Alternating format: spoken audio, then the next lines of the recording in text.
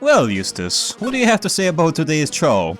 About your performance at the trial today? Sorry about what happened in court earlier today. Everyone be talking about me behind my back now. Everyone who? I mean, do you have anybody that knows you? The dirty old man who was so busy looking at the serving girl's backside. And he cannot remember her face. A filthy, depraved animal. Oh, no way. Are you listening to me, boy? I don't care what you say. I saw that witch just put it in. She put some white powder into the young lad's Gyakuten.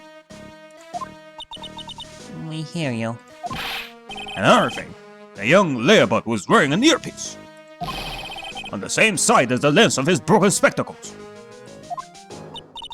We're really sorry. So I made a little mistake about the face. So what? I know what I saw. I tell you. Okay. Take it easy. Please, Mr. Kudo.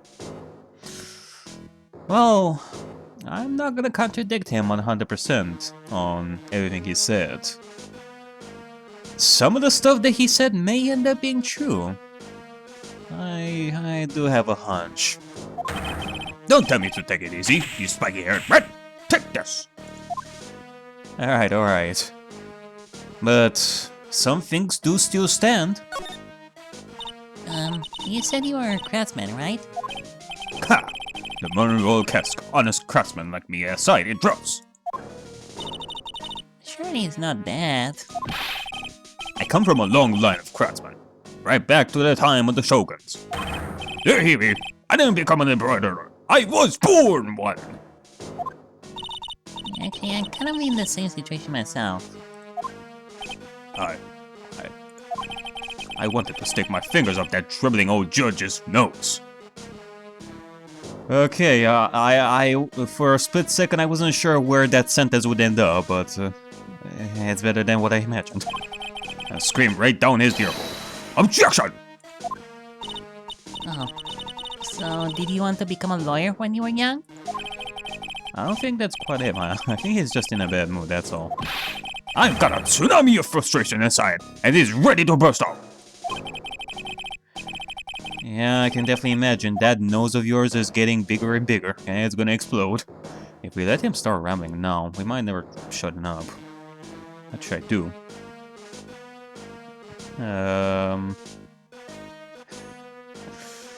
Yeah, okay, you know what? Let's just cut in. Actually, we got places to go, things to check and stuff. Maybe another time? Fine, whatever. Just don't forget, I got a tsunami worth of grumbling to do. Yes. And this girl right here is really looking forward to hearing it all, honest. What? I never said that! Come to the place where I work. Here, bring this along with you. What is this? I see it. A discount coupon for a burger? You really want someone to grumble at, huh? Well, it is a burger joint. I'm listening. Yeah, you know what, okay. We definitely cannot escape this. We might as well just go at it and see what he has to say. Yeah, let's just listen to what he has to say. I guess I better let him talk. So, there's not much call for a craftsman these days then. Of course not, you idiot. All I'm good for nowadays is running errands. Errands? For what? Everyone takes advantage of the elder. Buy some breadcrumbs. Take the dog for a walk, Granddad. Feed the pigeons, old man. What am I, some sort of too big? Some sort of too big community handyman? Well... Buy some bread. Now that I can understand. But what's the point of feeding some silly pigeons? I see, so I guess this is part of your job over here. That's why you're feeding those pigeons.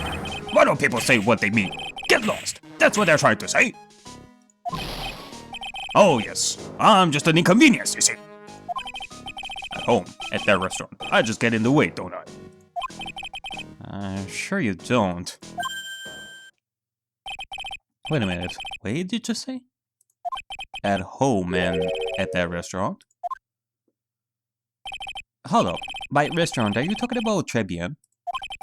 Did you get asked to run an errand there too? Yes, I did. The very day that the young brat was poisoned. Tell us. What? What errand?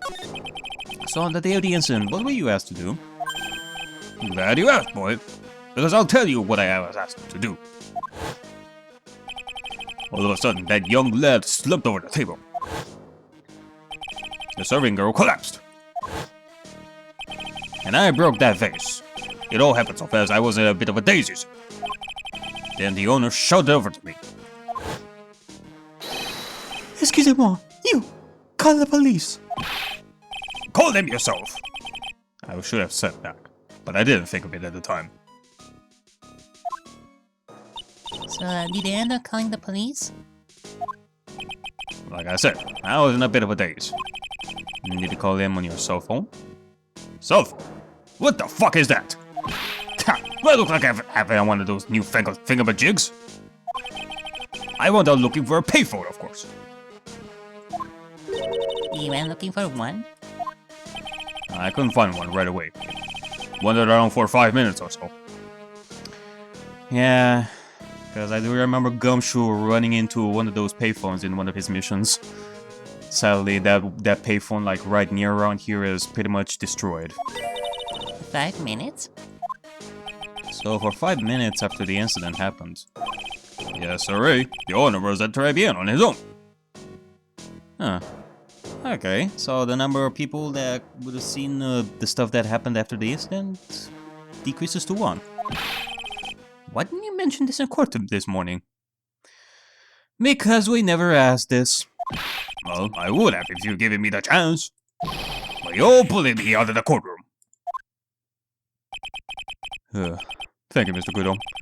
You certainly earned your kudos for today. Wait a minute. If that's the case, there's more. I've got more to say. Yes, I remember something else. Bailiff, escort the witness out of the courtroom. It's not my fault. You're the ones to blame. You could have at least told us before we got to court. It is that important that Mr. Kudo was the one who called the police? What's important is the unaccounted time before the police arrived. The victim was dead, and Maggie was unconscious. Which leaves that woman, that man, alone in the restaurant. Mr. Kudo might have been chased out of the place on purpose. Yeah. What do you mean? Maybe someone didn't want him in the restaurant. Yeah. Because we do know that at the time of the murder, only Kudo was there as a client slash wanting food and such. With him out of the restaurant, the only ones left were John Armstrong, Mr. Glenn Elg that died, and the killer. Oh, sure. You go ahead and say I wasn't away as usual. I suppose I should have been getting myself covered in pigeon poop instead, huh? Well, we need to get more details about what exactly happened. From Maggie and from Mr. Armstrong.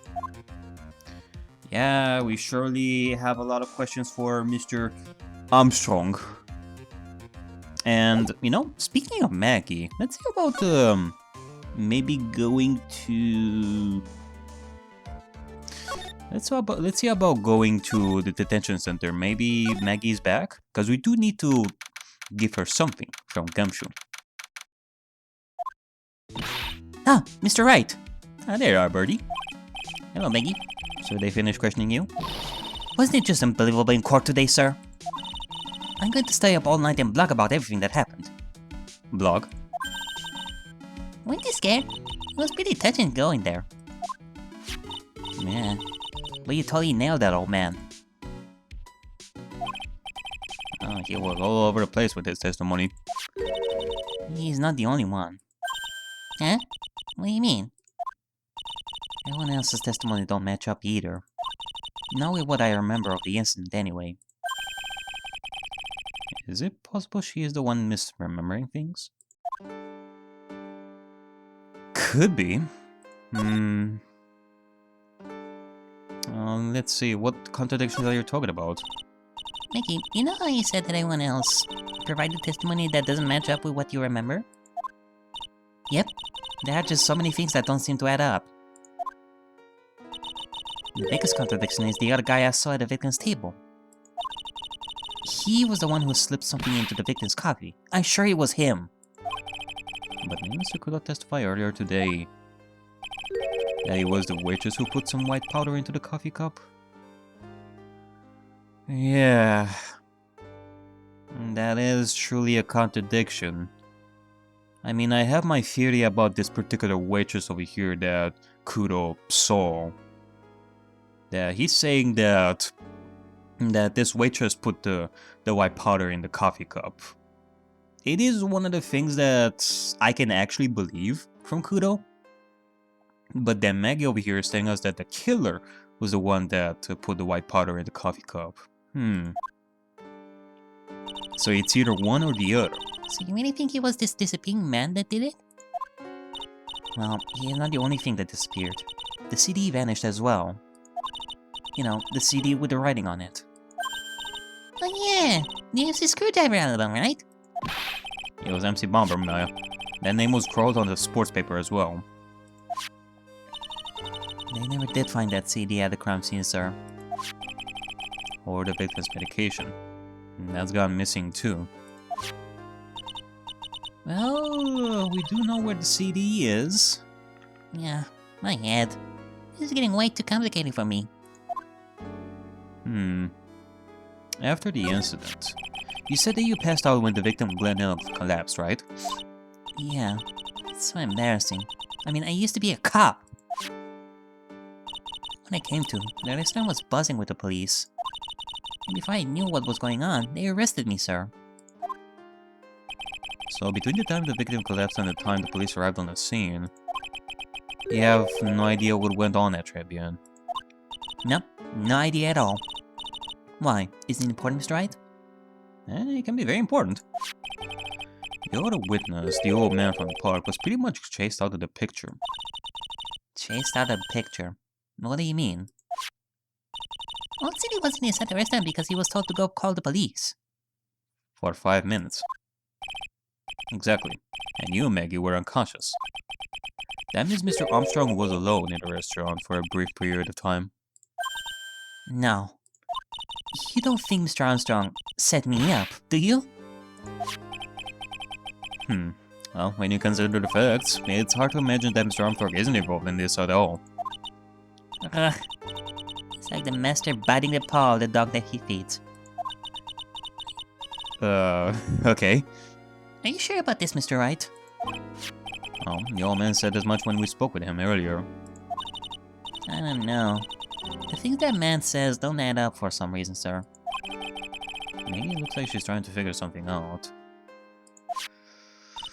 Maybe you should ask Maggie exactly what she knows about old CD.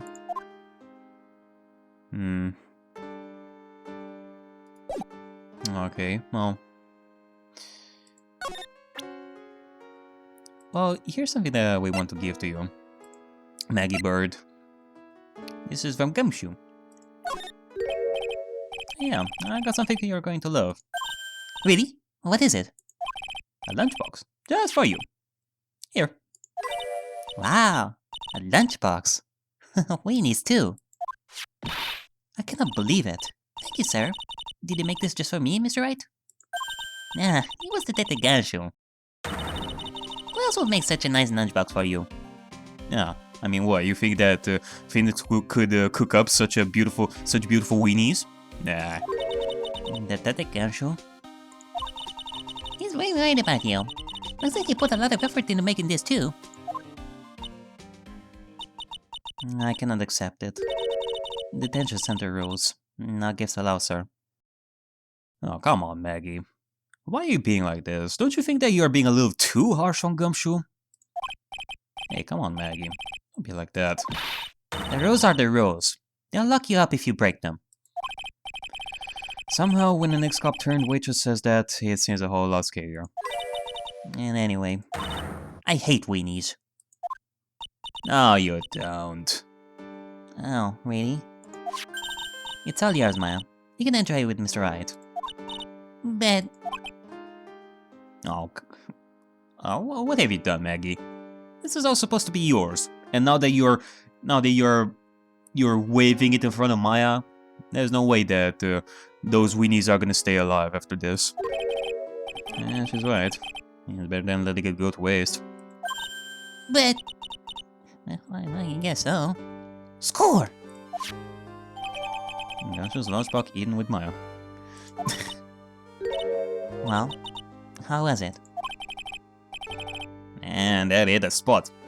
I love weenies. Oh, good. I'm glad I gave it to you then, sir. Huh? You kidding me?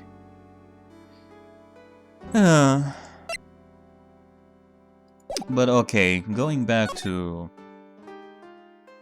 what she said.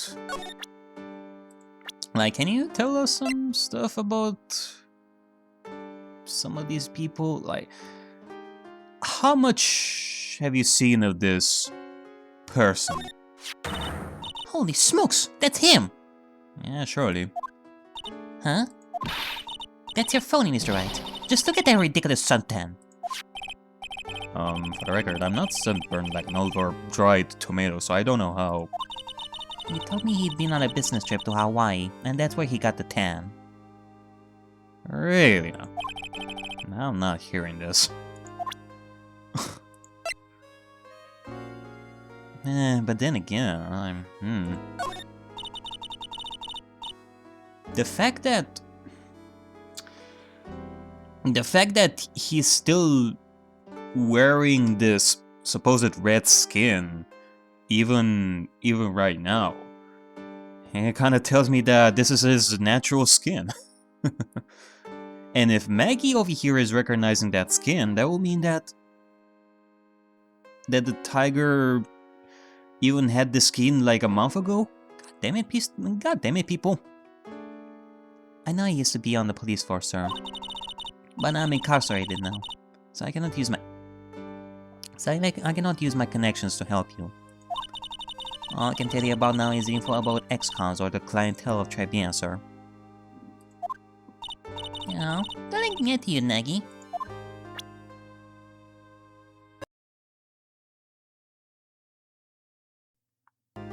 Okay, well, I doubt that you know about this peso.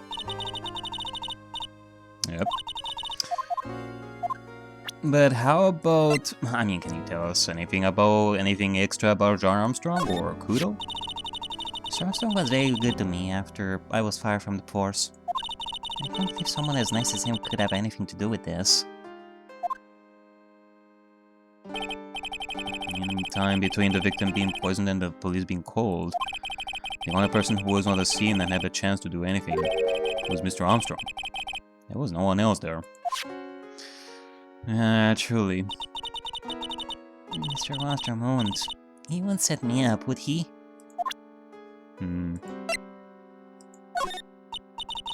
I feel much better after the trial this morning. I've been a bit of a courtroom proceedings addict for years now. It feels like forever since I saw a witness as slippery as that old man. He's not really that bad of an old man, though. Still, I feel a bit uneasy. Huh? I thought you just said you felt much better. Maggie.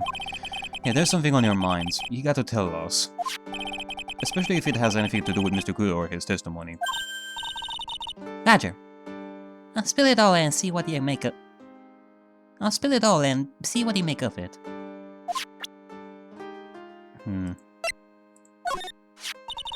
Back when I was an officer, Detective Ganshu always looked out for me. But today I was the one who had to look out for him, trying to incriminate me the whole time. You gotta remember, maybe Gumshoe's a detective. He's got a job to do. So, what could he have done there? My old boss. I thought at least he'd be on my side. He is on your side. You can't fool me. I saw him in court today. I feel like a poor little baby woodpecker being pecked on the head by its own mother. Oof. Gumshoe's testimony was pretty solid. No wonder it hurt her so much. I hate him, sir. I mean it. I never want to see him again. Ouch. I just saw Gumshoe's chances go down in flames like the Hindenburg. I mean, I can definitely hear his screams even from here. He is more than likely at the police department, crying. I don't think it's getting through to her that he really wants to try and help. Yeah. Well, they really do have to talk about it, like both of them. They have to talk this through. That or, well, by the end of this case, we're definitely gonna show her that he really cares about Maggie, and it's all a misunderstanding, that she shouldn't be like this. Ah, that's the victim, isn't it? That day was the first time you'd ever seen this man, right? Yes, I've never met or seen him before then. I just happened to be the waitress who served him his coffee, sir. That's all. He was a computer programmer. Really? I'm useless with computers. Completely hopeless. Hey, Maya is useless with computers too. He can only open computers and that's it. I don't know any computer programs. Does she mean programmers?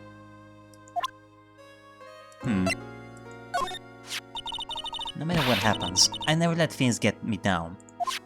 It's a positive, aren't you, Maggie? Except this time with Gumshoe.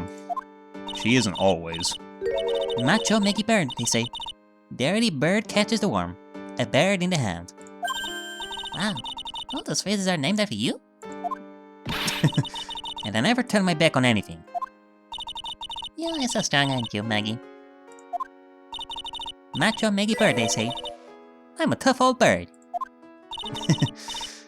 Tough old bird, Nick. Do you get it? Yeah, I get it. I completely get it. But okay, can you tell us something about Gauro? Have you ever seen this guy before? While you were a police officer? Guess not. I mean, again, it did seem from that last case that we had that this is the first time he prosecuted. Even though he never lost, apparently. Yeah, like I said with that meme, you can never lose a case if you never prosecuted one. But okay, we have another thing to discuss over here. Is there anything about Mr. Kudo's testimony that stood out as odd to you? Actually, yes. The fact that he was even testifying to begin with doesn't quite... what? Well, when I took the coffee over to the victim's table, it's true that there was another customer in the restaurant. Yeah, we know that already. It was Victor Kudo. But I cannot really say he was an old man. What? Okay, then how about calling him a really old, middle-aged man? Oh no, I don't think that she was talking. I don't think that she meant that, Maya. No, age isn't the issue. The other customer was a woman. I see. But wait, what? Okay, so you're saying that he was a completely different person? Then what the fuck was Kudo talking about him being a customer there at that point? Are you sure, Maggie? Well, I'm not 100% sure, but I think so. So, what did this woman look like? She was sort of creepy, and she had a kind of cackling laugh. Yeah, I think I know what you're talking about. Creepy. Cackling? Why do I get the feeling I've come across a woman like that recently? Okay, well, this is surely a contradiction over here. Are you talking about this particular woman? Yeah, I guess not. I guess she wouldn't recognize her that easily. Actually, you would. I mean, look at her. But... yeah, I guess so. Let's see about going to criminal affairs and see if we can talk to Gumshoe. about the Weenies. He is gonna get some really bad news. The main server just went up in smoke! Why the heck isn't the press conference just set up yet? The superintendent's here already! Yeah, and there's a problem with the internet too. I would have told you to stop using your computer, Chief! But I'm watching videos online! I'm catching up on my Asian soap operas! He's gonna have to wait, Chief! I'm throwing the switch! No!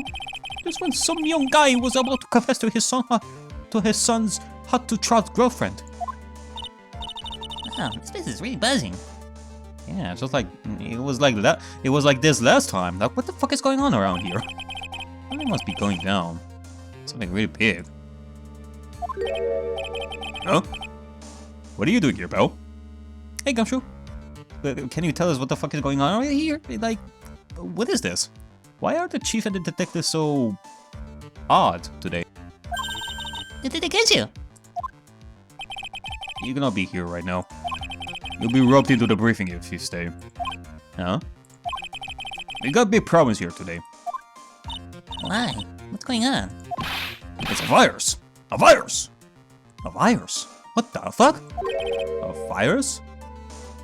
What the fuck does this have to do with... I mean... I actually might be connected to this... I mean, I won't say that it is connected to this case, but... It makes me think of some people when you say virus.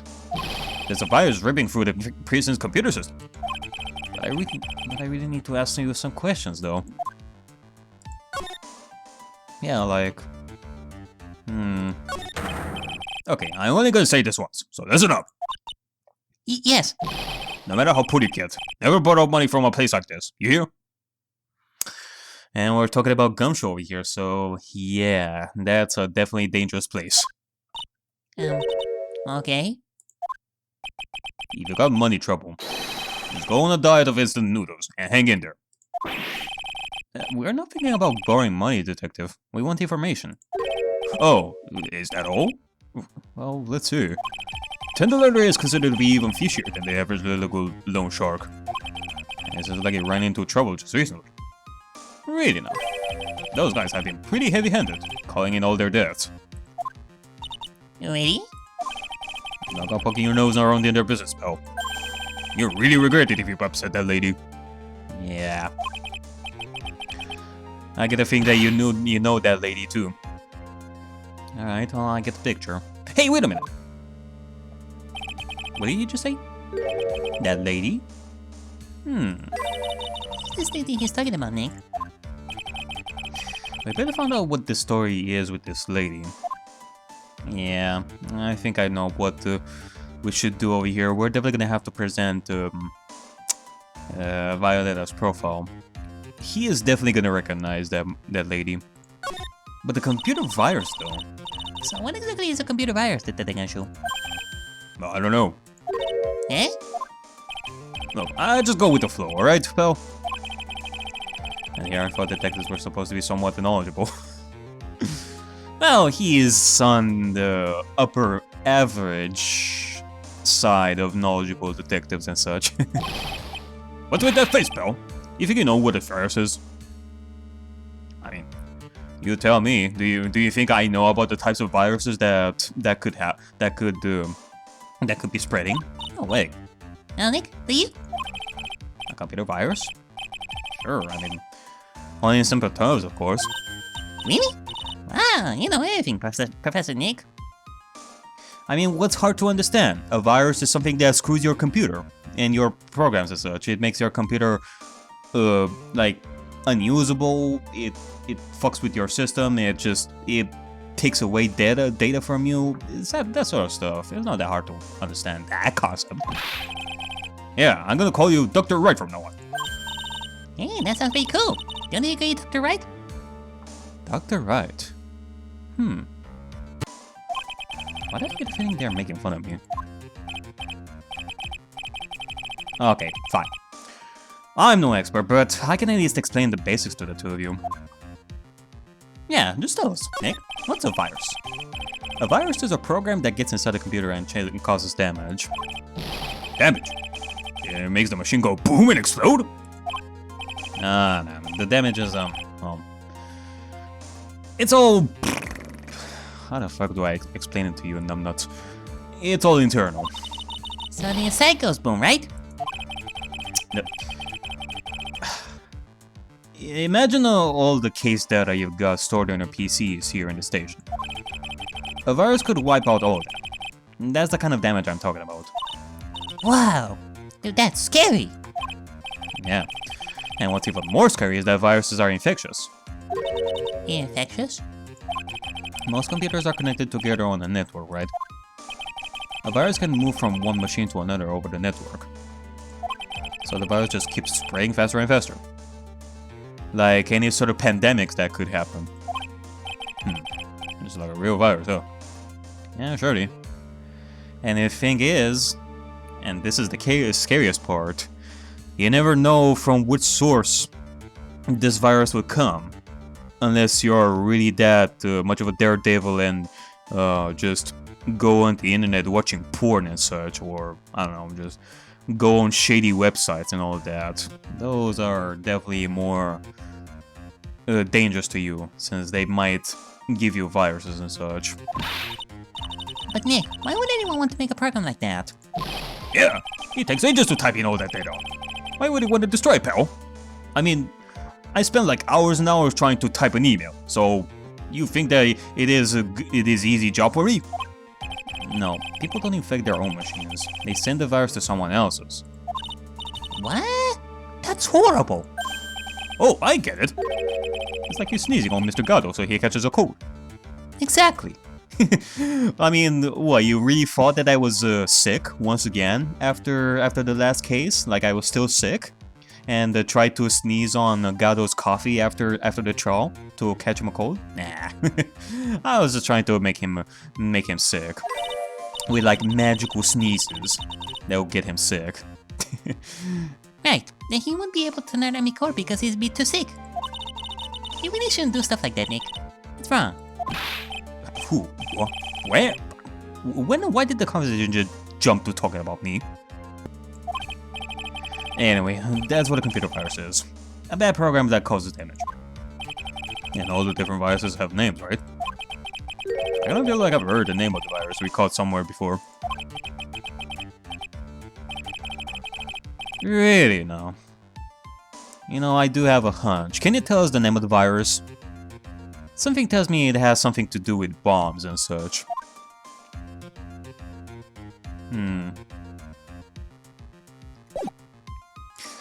Like, I do have to ask. Well, first things first. Let's talk about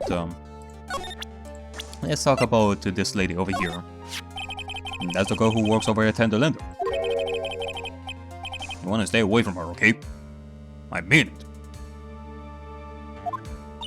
She does look kind of unforgiving, doesn't she? That should be the least of your worries, pal. What that's supposed to mean? I mean, what could be worse?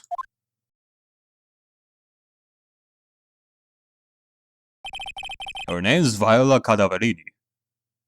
Viola Cadavarini. She's the only granddaughter of Bruno Cadavarini. Bruno Cadavarini? Do you know who that is, Nick? Never heard of him. Bruno Cadavarini is the boss of the Cadavarini family. And the Cadavarinis? That's one scary sounding name. Sounds very Italian. Cadavarini. I mean, Violetta, like Viola does sound Italian too to me. You cannot touch them. They're way too powerful for the police. I see, so they are Yakuzas. But you're thinking of taking them on, aren't you? We faced our fair share of danger before. No, I don't remember saying I was going to. Yes, it did, Nick. You're that much of a daredevil. You're such a hero.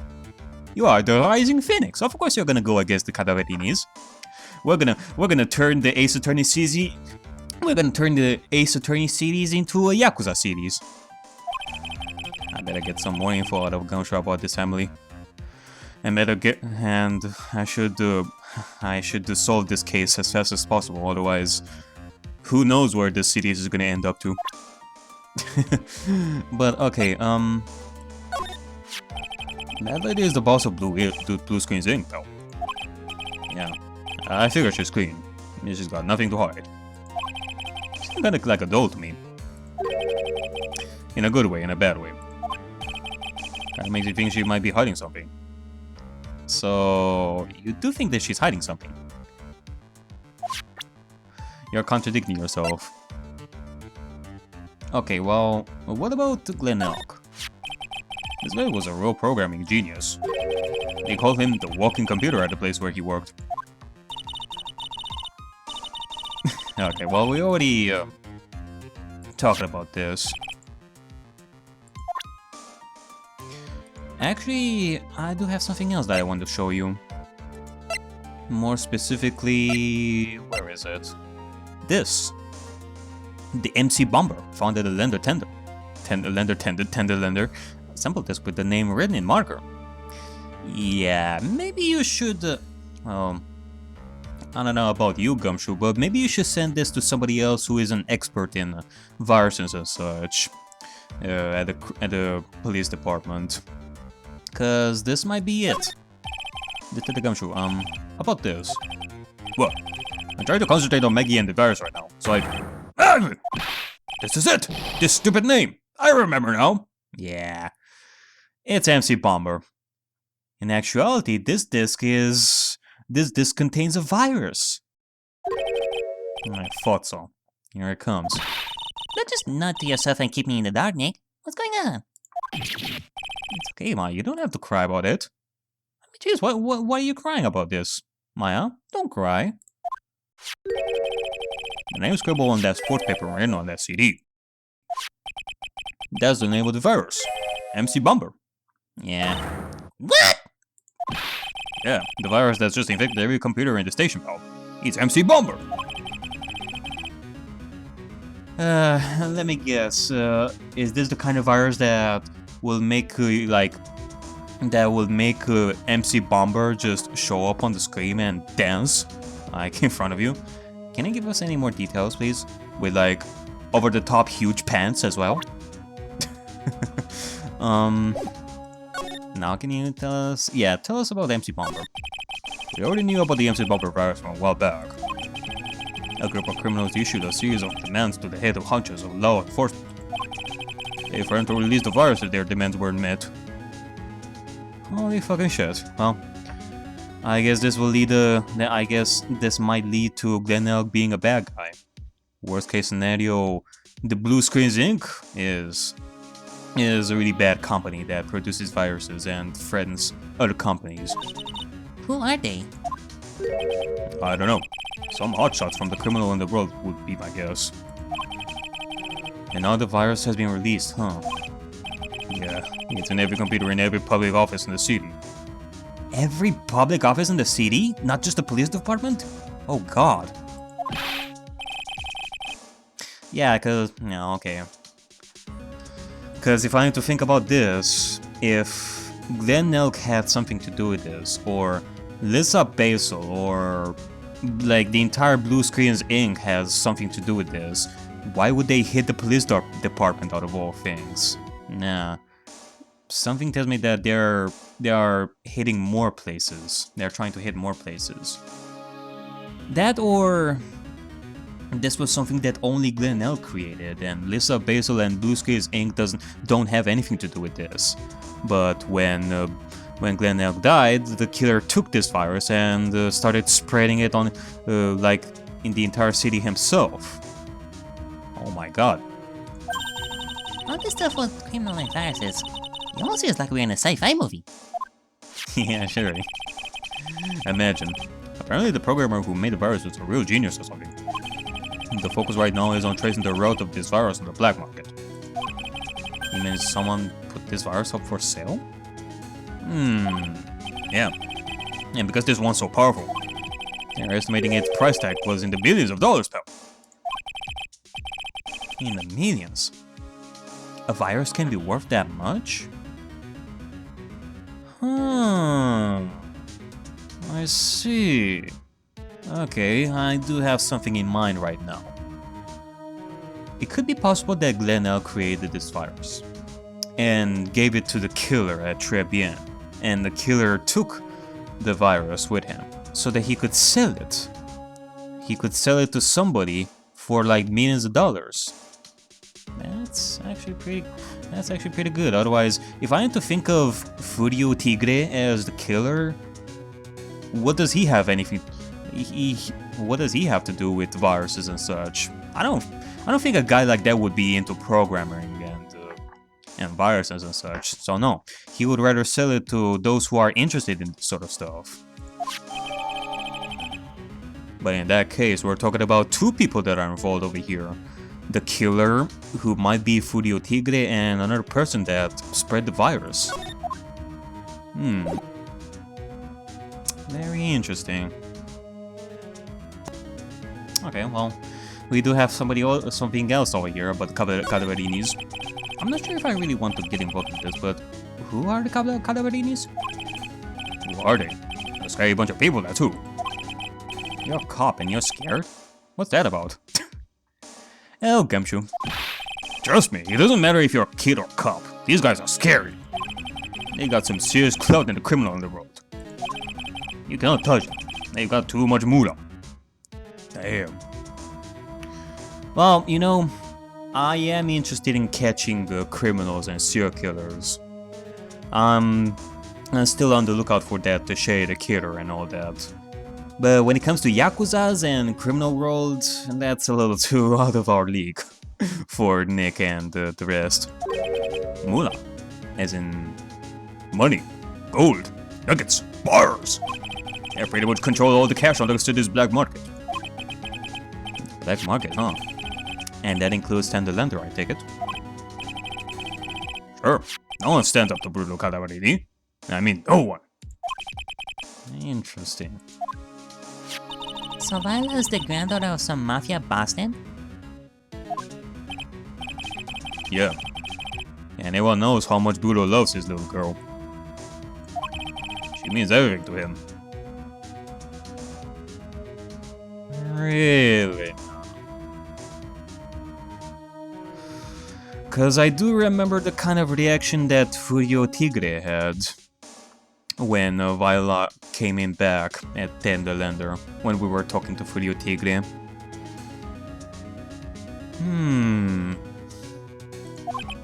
So, how did she end up at Tendelander? I don't know, pal. I heard she and the boss of Tendelander are pretty tight. Tight? That's what it said in a file I read related to Maggie's case. Sounds like a pretty important clue. Ah! I cannot believe this! I almost forgot the most important thing! And that is? You know, the lunchbox! How did everything go? Lunchbox? What lunchbox? I don't know anything about any lunchboxes. You remember? The Weenies? Shh! I hate Weenies. Yeah, those Weenies. So, how did my Weenies taste when they went down the hatch? Eh? Well, it was delicious. Yeah? That's what she said? Really? Well, Don't worry about it, pal. I figured something would happen, so I came prepared. Eh? Prepared? What do you mean? What, you knew that, that Maggie wouldn't take the Weenies? I made a jumbo lump lunchbox. Oh. Do me a favor again, and deliver this. Yeah, sure is a heavy burden. In more ways than one. Oh, I can just imagine Maggie's little eyes sparkling with joy when you bring her that. Oh, Weenies again, Nick. Tell me we don't have to eat all these too. I mean, even I have my limits. A tenderly handmade lunchbox fills the stomach with love and plenty of Weenies. I really can't eat anymore. Well, you're definitely gonna have no choice over here. Let's go back to the detention center and...